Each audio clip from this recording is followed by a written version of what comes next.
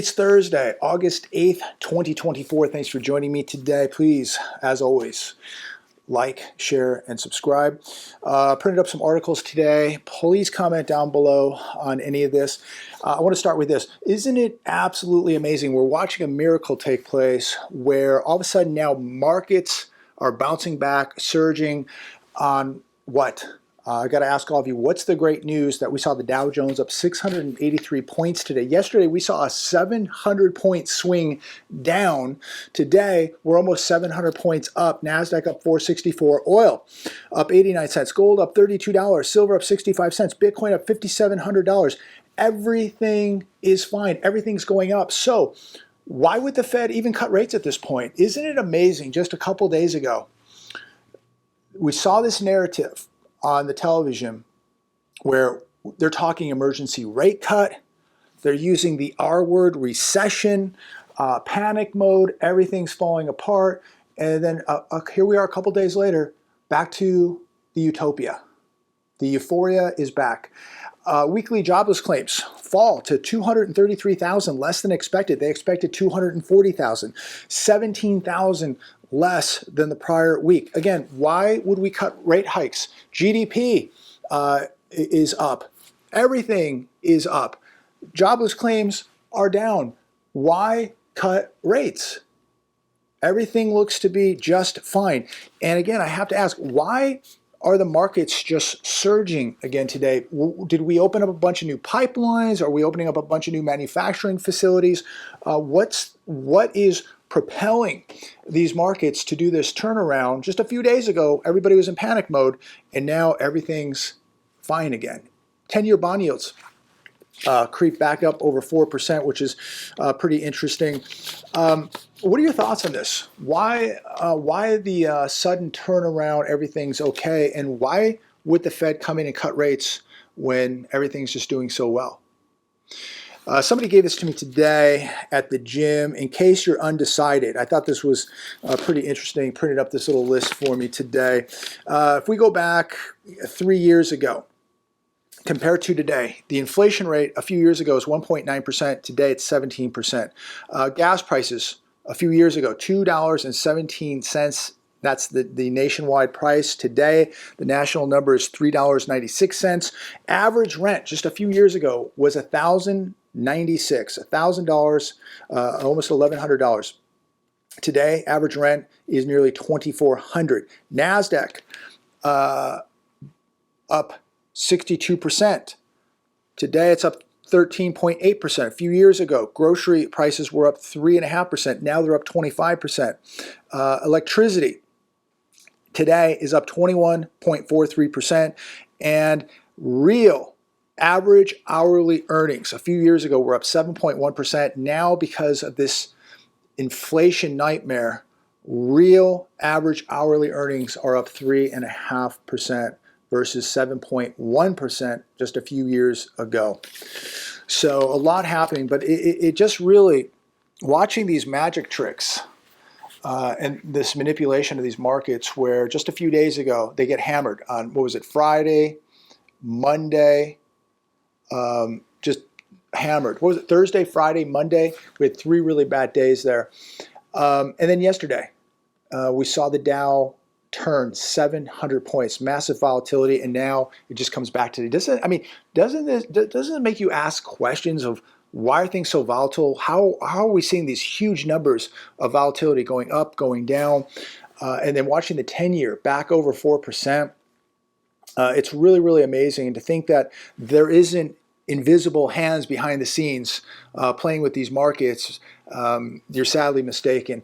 This is a rigged system, ladies and gentlemen, and they're going to get as much money into this system, and they're going to pull the rug out, and people are going to be absolutely decimated. And I hope and pray that you're being very, very careful out there. There's a lot of people that will come out today and say, see, everything's fine, buy the dip, everything's wonderful. This market has never been so overvalued ever.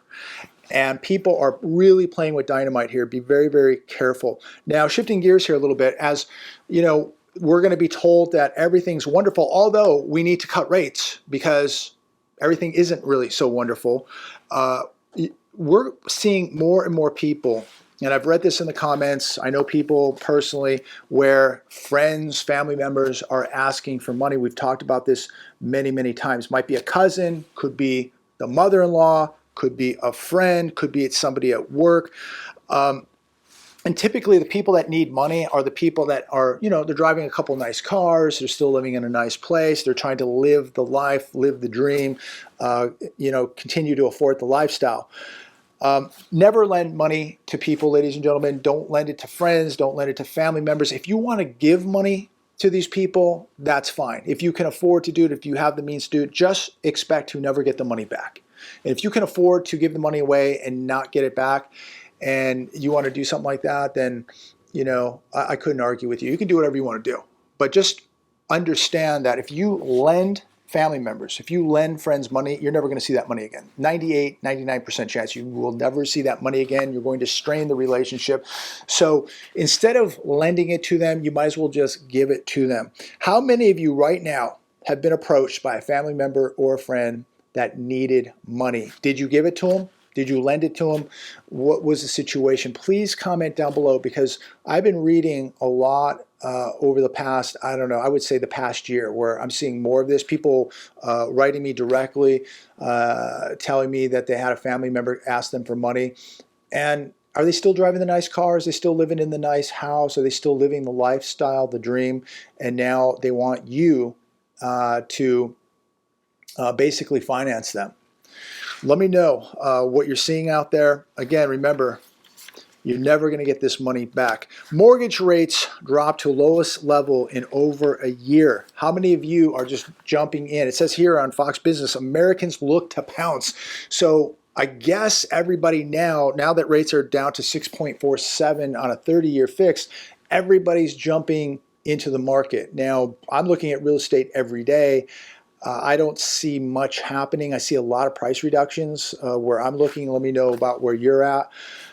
And a lot of these homes that have had price reductions are still sitting weeks, months after the price reduction. But it says here that Americans look to pounce, according to Fox Business. Mortgage rates dropped to lowest level in over a year. Everybody's jumping in at 6.47%. Give me a break. Do you really think that this is going to create a real estate boom now because rates are at 6.5%? Is anybody out there buying this propaganda? Please tell me. Is anybody buying this propaganda? I cannot believe every time I turn on the television and watch one of these financial channels, they've got the real estate agent on, they got the broker on telling me this is the time to buy. The biggest bubble, the biggest housing bubble in world history, in US history right now, and you should buy at 6.5%. Now remember, that's 20% down, excellent credit. If you don't have that, you're paying over 7%. Would you buy a house in this market? Would you buy a house in this uncertainty? Would you buy a house in this economy? Wonderful, they've got the stock market up today. We'll see how long it lasts. But the invisible hands are playing the game, playing the magic tricks in the background. This economy is in shambles. It's the worst economy I've ever seen in my life, and these are the biggest bubbles I've ever seen in my life. And this is the most overvalued stock market, most overvalued housing market I have ever seen. More than 700 rural hospitals at risk of closing. That's 30% of all such providers. If you live in a rural area, and I'm trying to find a rural area, this has a big impact on people living in those type of areas. 360 hospitals right now are at immediate risk of closing. And I bring this article up because we are looking at 700 rural hospitals on top of, I think we've lost about 100 in the last decade, if memory serves me correct. 360 right now in very, very big trouble, at risk of closing very, very soon.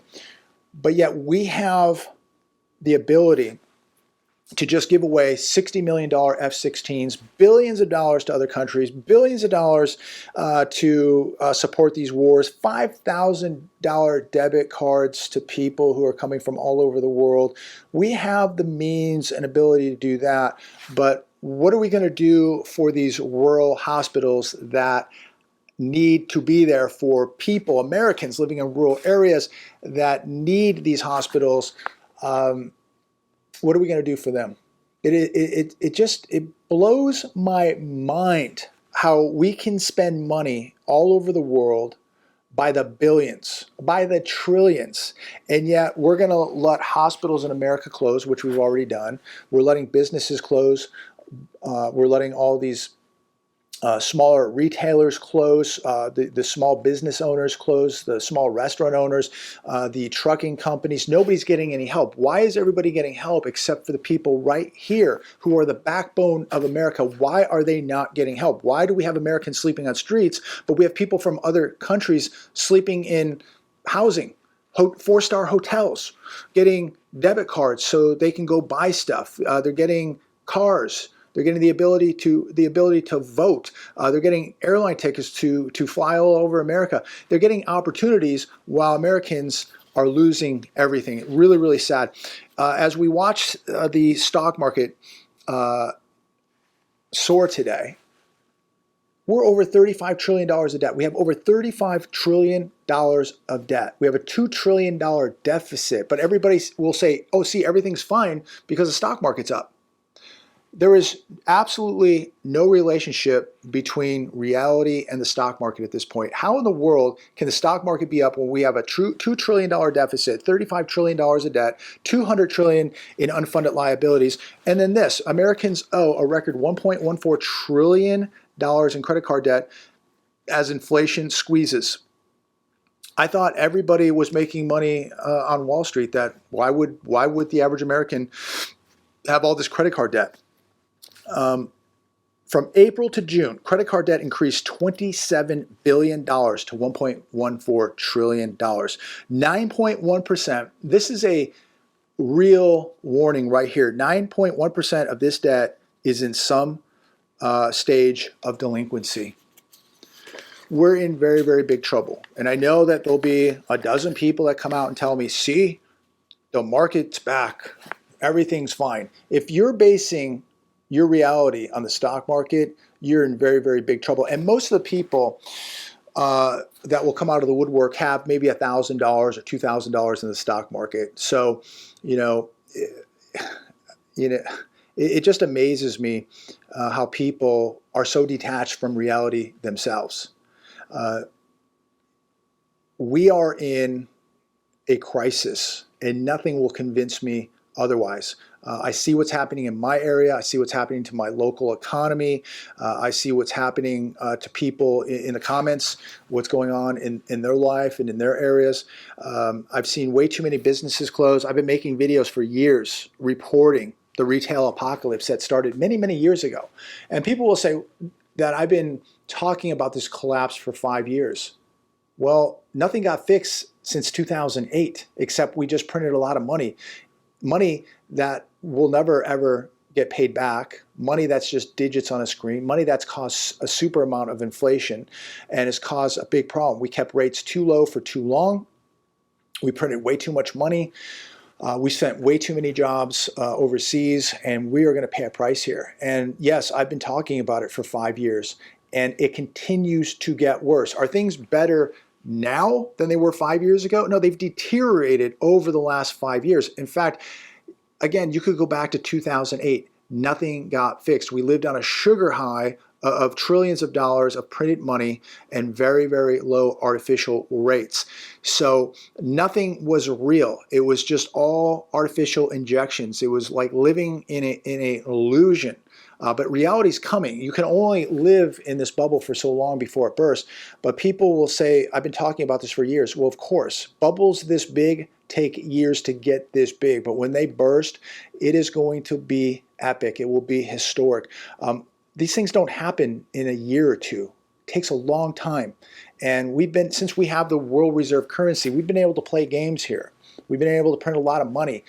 We've been able to send that money to go buy physical goods with monopoly money. How long do you think that this is going to continue to go on? We're seeing the cracks now. And when I see what happened when we have a 1,000-point loss, when I see markets reverse 700 points yesterday, when the Dow can go back up 700 today, you see this crazy volatility, you know something is happening. This is not normal, ladies and gentlemen.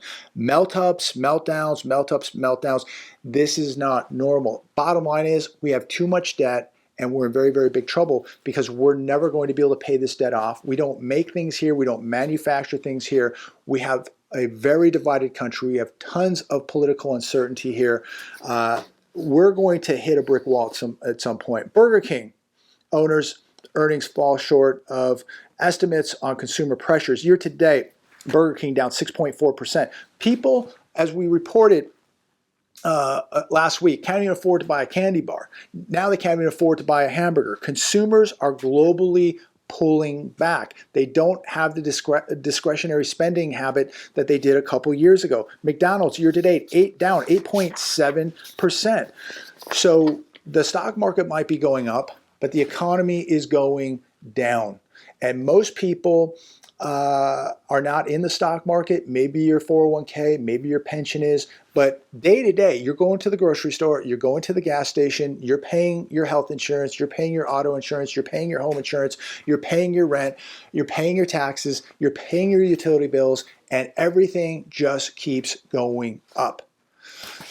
Another one today from the Hedge. Monster Beverage sees worst growth since 2020 amid energy drink downturn. Their stock today down 11%, year to date down 23%. Now here's another one. Florida's big, this is on in Newsweek. Florida's biggest insurer says it needs to increase rates by 93%. That's all. They just need to increase your home insurance by 93%. Citizens Property Insurance Corp is currently requesting a more modest hike, not 93%. They're just asking now for just 13.5%. This, according to the Florida Office of Insurance Regulation, if you have a property in Florida, good luck. A $3,500 policy, which already is probably a lot more than you were paying a couple years ago. That policy that is ballooned up to $3,500 with this additional 13.5%, it's going to go to $4,000. Could you imagine? I don't know how people are doing it with the cost of insurance, the cost of food, the cost of utilities.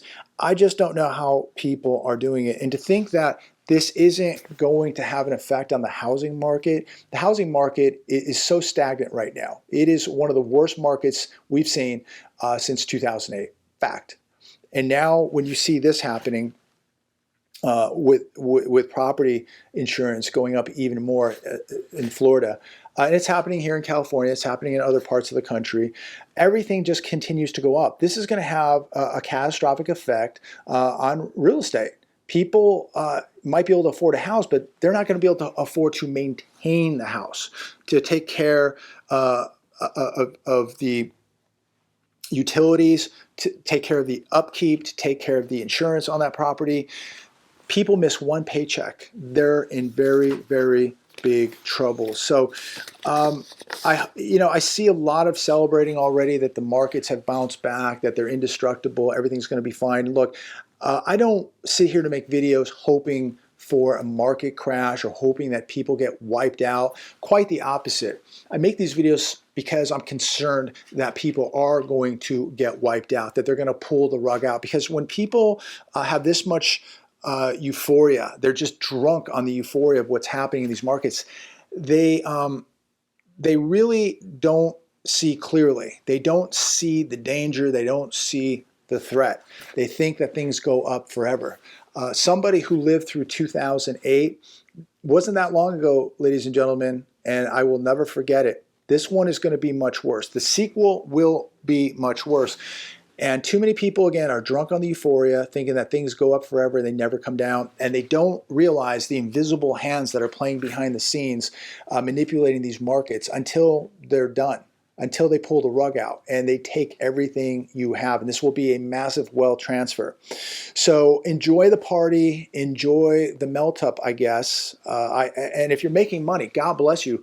Just make sure you're getting some of that money off the poker table and you're putting it in real assets and protecting yourself. Nothing goes up forever. And when things go down, they go down much faster than they went up. We have too much debt out there. The deficits are too big. We're seeing way too many layoffs, way too many people losing jobs. And remember, these job numbers and jobless claims, this is all manipulated too. you've got to be very aware that a lot of this data now is very, very manipulated. And one day we're going to wake up and it's not going to be manipulated. The real data is going to come out and people are going to freak out. So be prepared for that day. Protect yourself. All I ask is please protect yourself mentally, physically, spiritually.